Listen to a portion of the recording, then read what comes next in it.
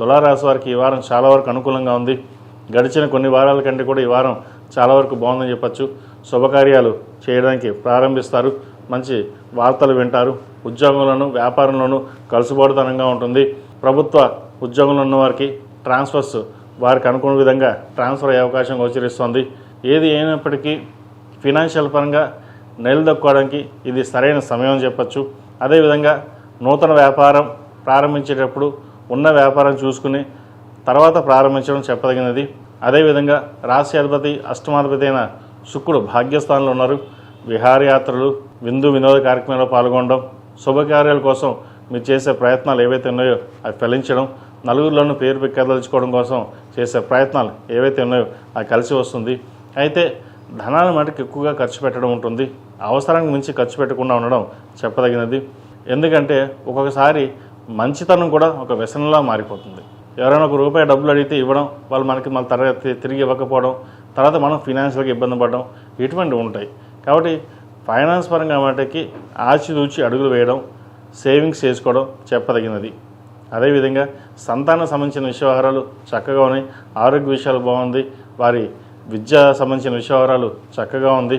సంతానం కోసం ప్రయత్నం చేస్తున్నవారు కూడా ఒక శుభవార్త వినే అవకాశం చక్కగా గ్రహగతులు గోచరిస్తుంది.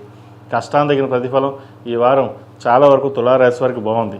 గడిచిన కొన్ని వారాల కంటే ఫైనాన్షియల్గా ఇబ్బంది పడుతున్న వారికి, ఉద్యోగంలోకి ఇబ్బంది పడుతున్న వారికి చాలామంది ఉన్నారు. ఎందుకంటే తులారాశి వారు కొన్ని కోట్ల మంది ఉంటారు.